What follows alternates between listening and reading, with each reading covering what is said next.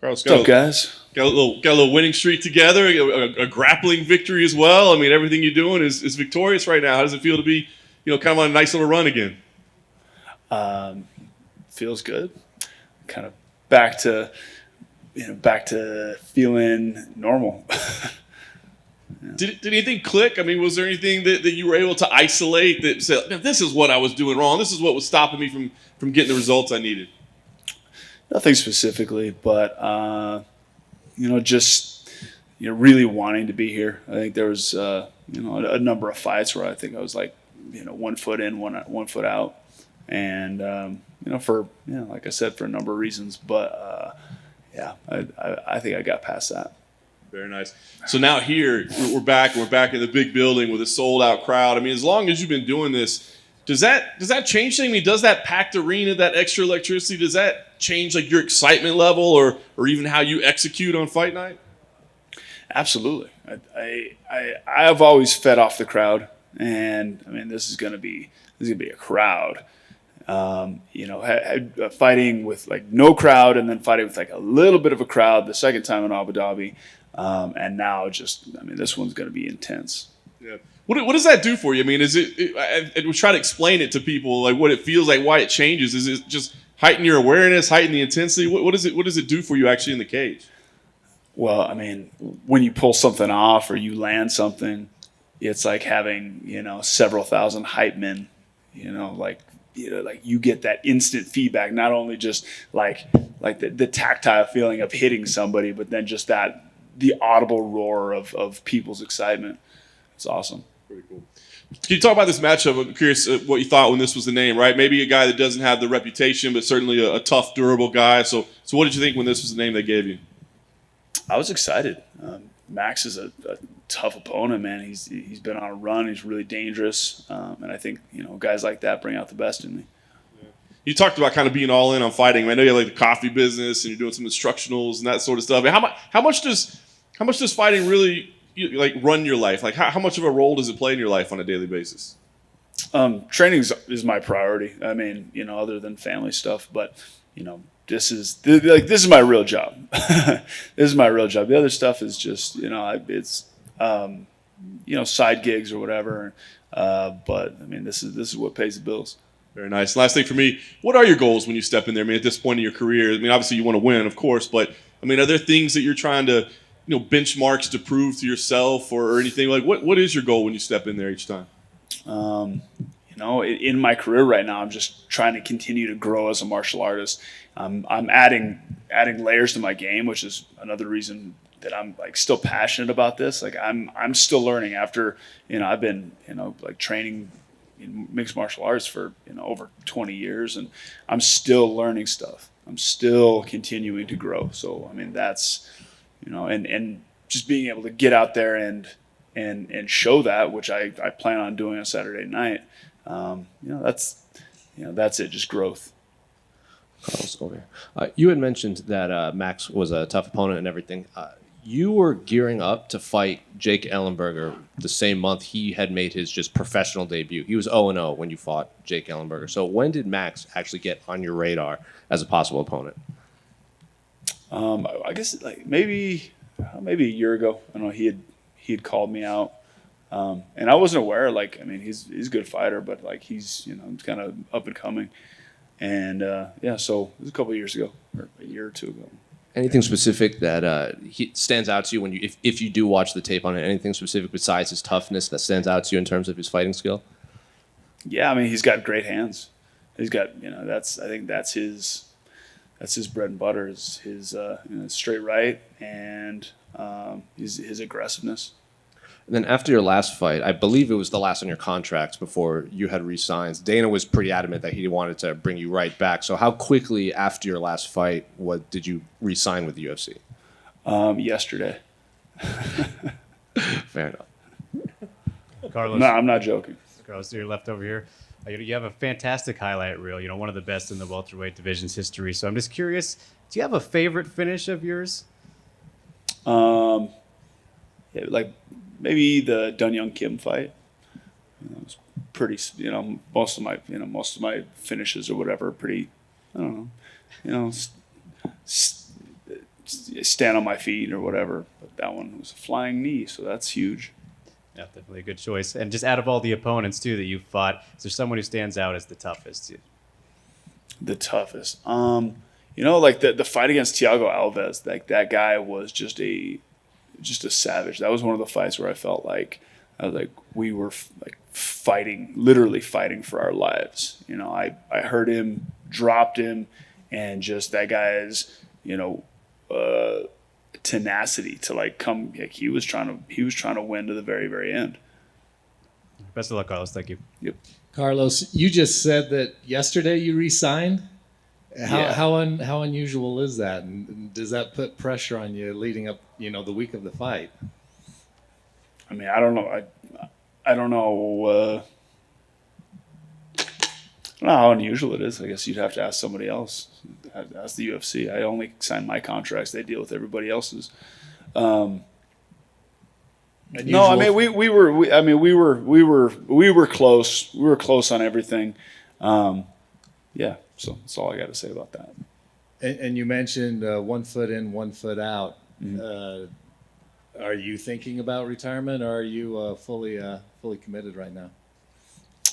No, like for this fight, like for this week in general. No, well, I mean, I can only speak for this fight, and for this fight, I'm here. Like I'm here to do the thing, and I'm fucking excited, and I'm all in. I get an opportunity to throw down, fucking push my chips to the middle of the table, fucking winner takes all.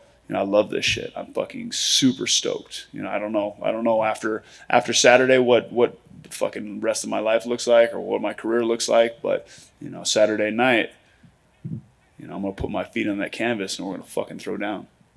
Thank you.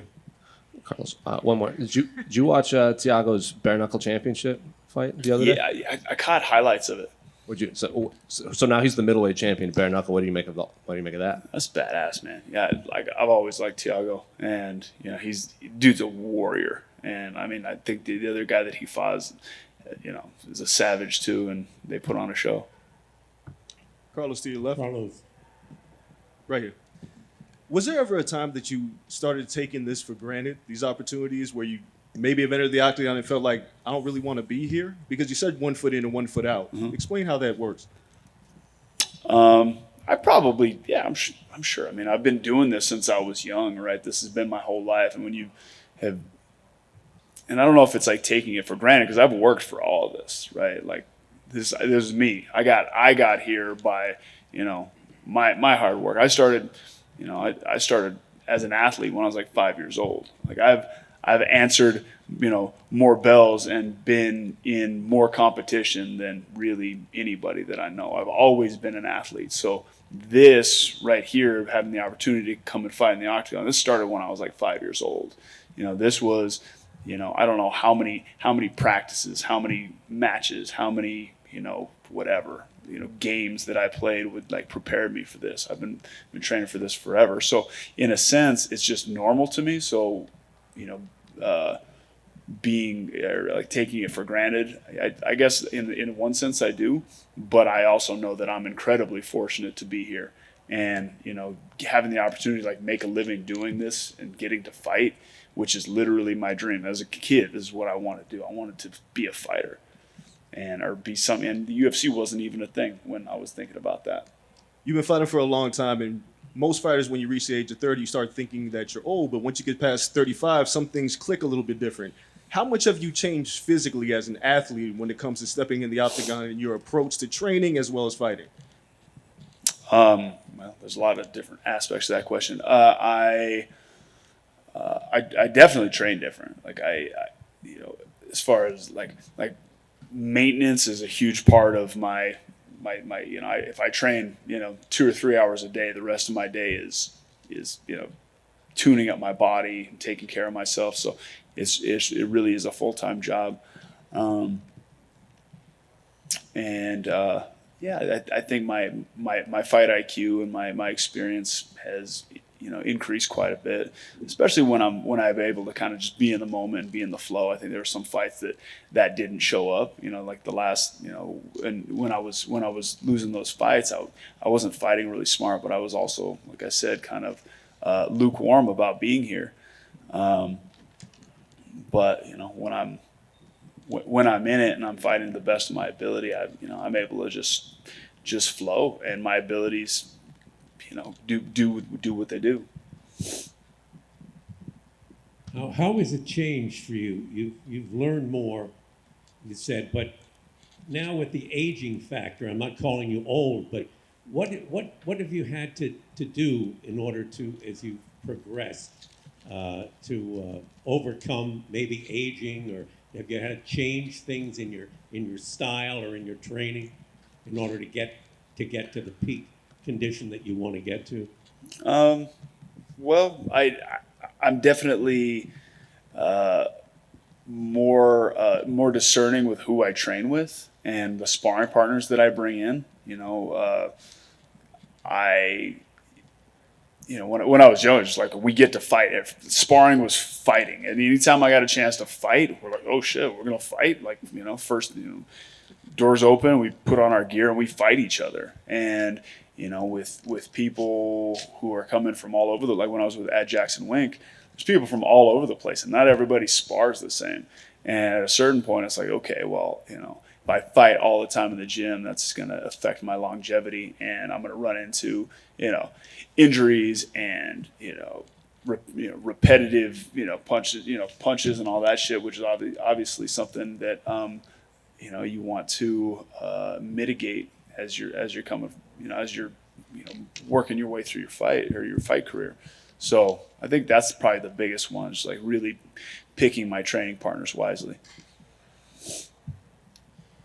Carlos, over here. Brandon Moreno was part of the first group over here. Here.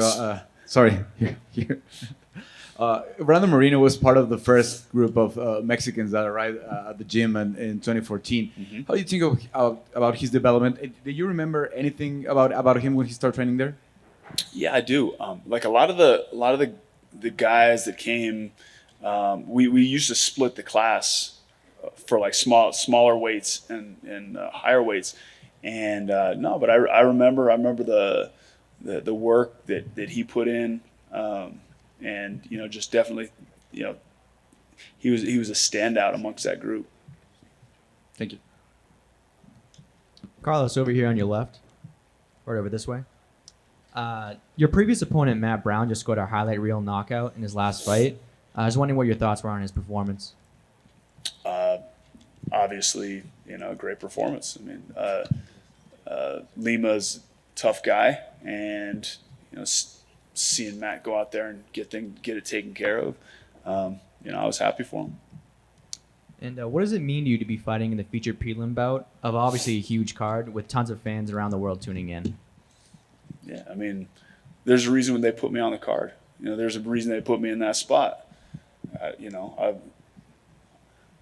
I've had a few good fights in my UFC career, so I think they have confidence that I'm going to go put on a show, and that's what I plan to do. You had an impressive performance on Submission Underground recently against Jake Ellenberger. Do you plan on implementing your jiu-jitsu skills on Max Griffin? Yeah, I mean, I have a lot of depth to my game. I have a lot of different ways to win, and whether it's standing or on the ground, I'm looking to finish, one way or another. I'm looking to finish. So I've been working a lot on my jiu-jitsu, but also my striking is my bread and butter. So we'll see. And last question from me. I just want to get your thoughts and prediction on the main event for Saturday night. I mean, obviously, as a fan, I'm excited. They're two incredible mixed martial artists. Really kind of at the pinnacle of their careers. In a trilogy. It's just, what is this, the rubber match? Yeah, and I mean, hell of a fight, really. And I'm a big fan of both the fighters. So, Thanks, Carlos. Yep. Thanks, guys.